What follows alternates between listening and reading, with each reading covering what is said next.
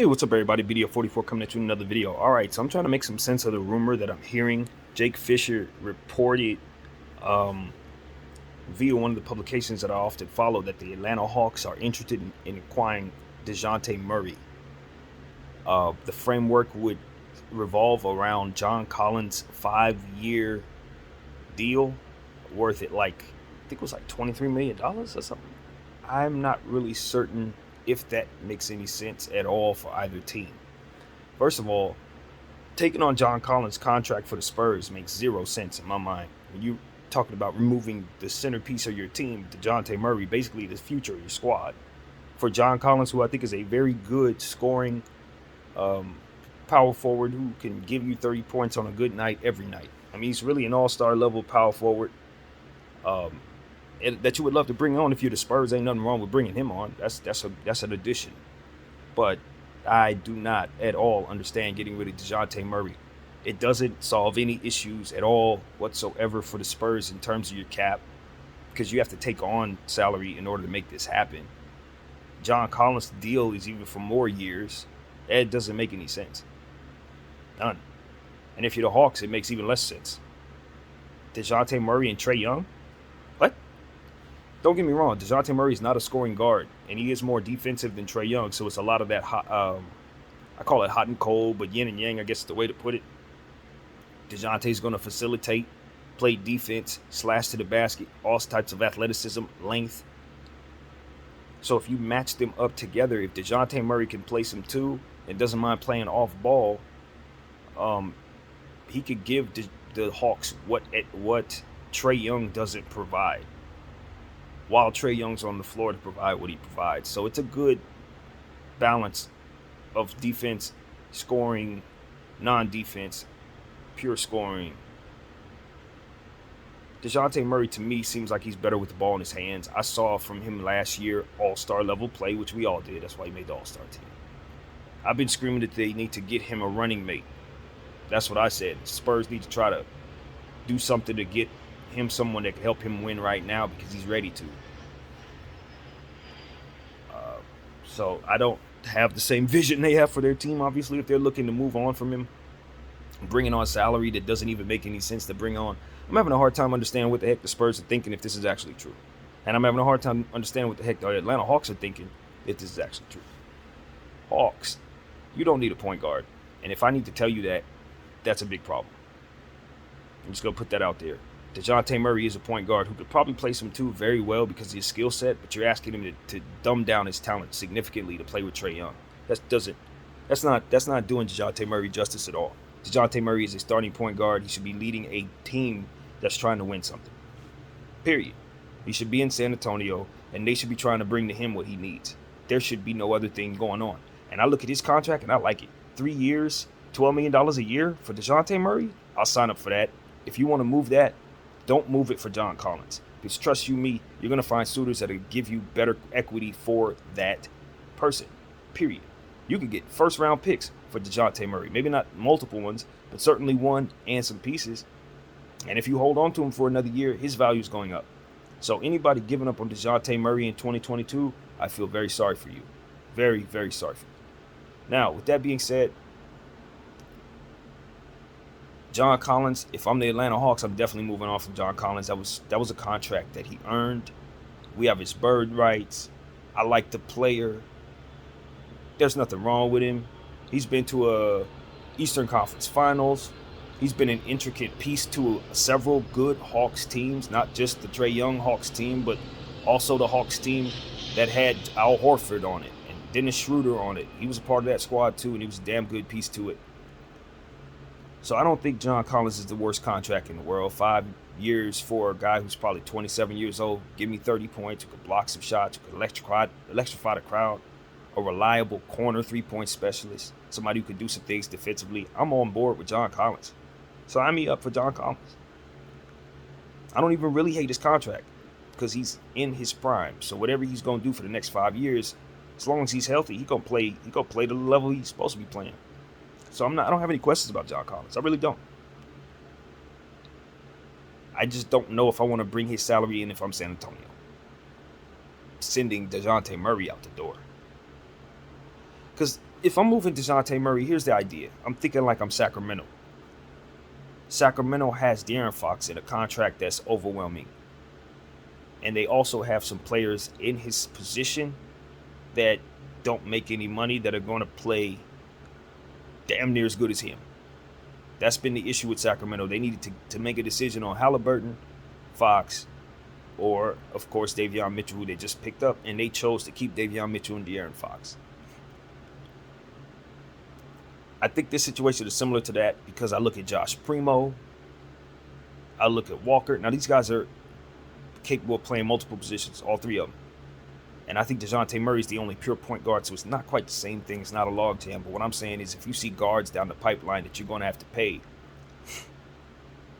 and you already have one on deck that you've paid, and maybe you've exhausted what you think you can from him, even though I don't think that about Dejounte Murray. But if they do, that's what we're saying, then maybe it makes sense to move him so that you can move Josh Primo up, so that you can move Walker up, right? And then you got the free cap space is the logic to then address other needs.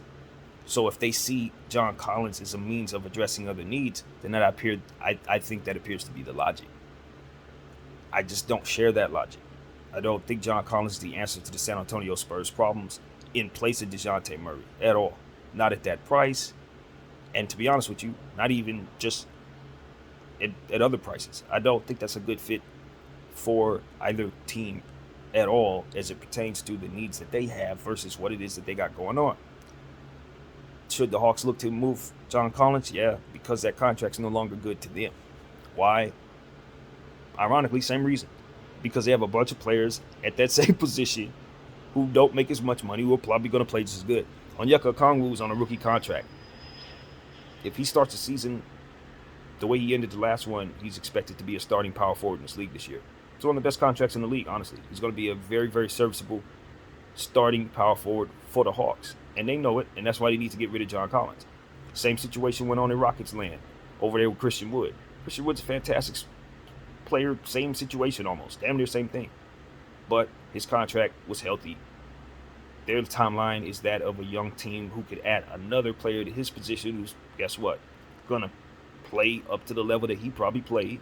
So they traded Christian Wood to the Dallas Mavericks to free up that salary, and they're going to bring in Banchero in his place at a rookie contract and probably expect the same production from Banchero. So this is that.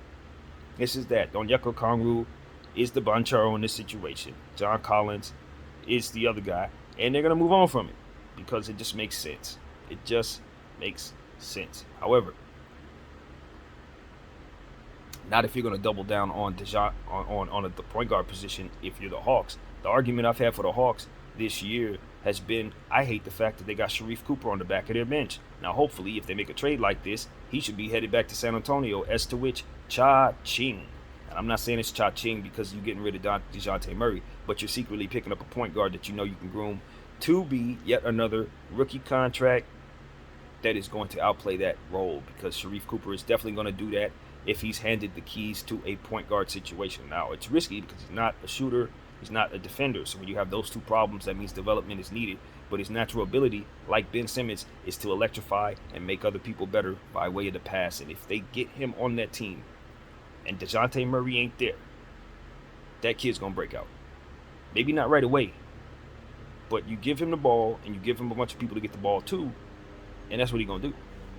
So I would assume that the Spurs automatically have him worked into the equation since they're giving up Dejounte Murray and bringing back so much salary. I'm assuming they're going to deplete the Hawks of just about all of those upside players. I want Johnson. Because look, here's the thing. If I'm moving John Collins, ain't no way in hell I'm giving up Johnson from the Hawks. That's a power forward who also is going to play really, really well if given an opportunity. He was a lottery pick last year, had an excellent summer league. I know what he can do. He just needs to be developed and given opportunities. If you remove John Collins from the situation, you're also giving him an opportunity to step up and be the starting power forward, because that's exactly the type of talent I believe he has. So this is addition by subtraction by removing John Collins in this situation. However, I'm asking for him from San Antonio. I'm asking for him. You don't get to keep him. That's the problem. Heck, I may ask for Okongwu. Giving up Dejounte Murray. But see, that's how I think. I value Dejounte a bit higher than probably San Antonio does in trading him, maybe, if they're considering putting him in this deal in the first place. But I look at the situation, I say, Dejounte Murray is insurance for the Hawks if they decide they want to move on from Trae Young's monstrosity of a contract. That's also another thing that one can think about. But I don't think that's wise. I don't think that's wise. Am I in love with Trae Young's game? Not necessarily. Do I want to be invested in the Trae Young business over the next 5 to 10 years? Absolutely. Yes. Especially if I'm the Hawks. I ain't giving up Trae Young. I'm not doing that. He's going to live up to that contract. The only thing keeping him from living up to that contract is the defensive side of the ball and his health. And guess what? The defensive side of the ball is your job, Atlanta. You're supposed to be providing him the defensive players to help him win. It's not giving up on him. It's bringing him what he needs.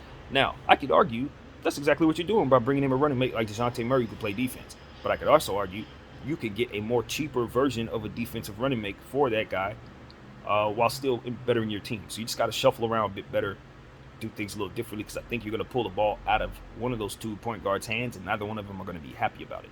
And I don't think they're going to be doing enough winning to be making that type of sacrifice in Atlanta. Not in the Eastern Conference. You have a lot of good players, but you got to shuffle around really good to get up there with the Boston Celtics and the Heats and the Milwaukees. You're not 2 or 3 steps away from that, and Dejounte Murray is not the answer to that problem. Trae Young and Dejounte Murray ain't going to stop Giannis from driving down the lane, buddy. That ain't happening. That ain't stopping Joel Embiid from dunking on your head. It's not happening. It's not. Now, I could argue if you get rid of John Collins' contract, maybe somehow get rid of Clint Capella's, now you could be in the mix for somebody. Maybe you could be in the mix for Ayton. That makes a whole lot of sense to me, but then you're a lot of steps away from that being possible, and Ayton has other teams that he probably would rather play for if he has an opportunity to. I don't think that he's a better defender than Clint Capella necessarily, and that's what you would need anyway. So, maybe you're in the mix for Rudy Gobert. I hate that fit. That's an awful fit. But if anybody can get away with having Rudy Gobert on the floor, it's probably a Trae Young-led team when he's shooting the ball from a million feet away. So that's another thing. But that's a horrible contract to take on. But if they're trying to get rid of salary, that's a horrible decision, period. So, no, that's not a good fit. But I'm just trying to brainstorm here. Because I'm secretly trying to find places for Rudy, too, because I don't think he has a home in this league at all. You got to find somebody who thinks that they can keep him on the floor for 48 minutes when people are shooting threes at $200 million a pop, $20 million in the contract. And I don't believe that there's a team that actually philosophizes in such a way. They don't exist. So I don't know what's going to happen there. But that's not what we're talking about. At the end of the day, this Dejounte Murray situation, I don't think he gets moved in a deal to the Hawks.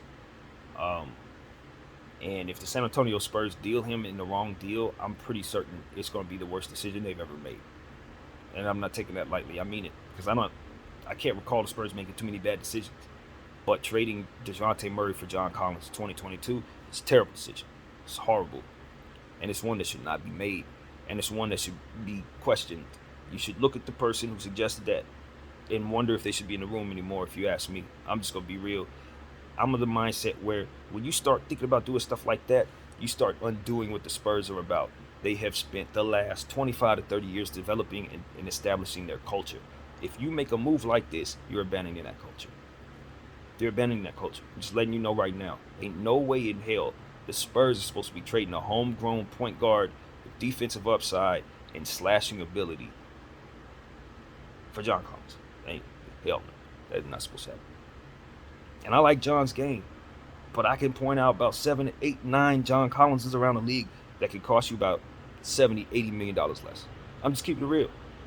There's a just Johnson on the Hawks. He is on the same team.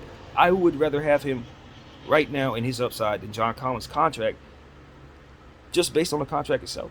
It would save me some money, get some of the similar production. All I got to do is develop him. No. You got to have an imagination, man. You can find the same body type and player for less money.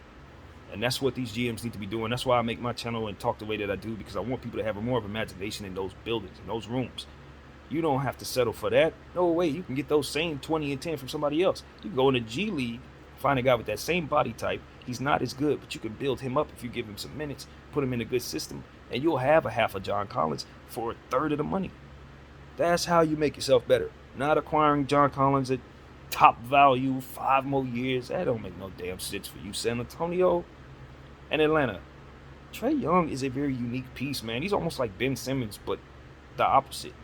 You really need to bring him the right type of stuff, or it's not going to work.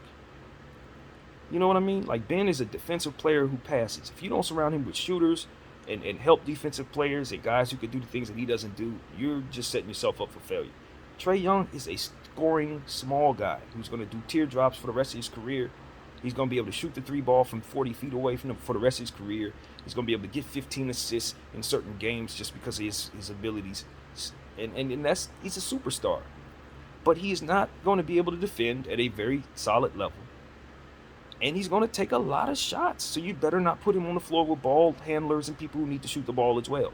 That's the problem. They got a bunch of people who need the ball in their hands in Atlanta. And they're going to put another person who needs the ball in their hands in Atlanta if they do this. No. You need off-ball players who can just kind of wait for the ball to come to them. You need facilitators who can play in different positions. Scotty Barnes types who can help facilitate the ball to Trae Young in situations where he doesn't have to be so conventional.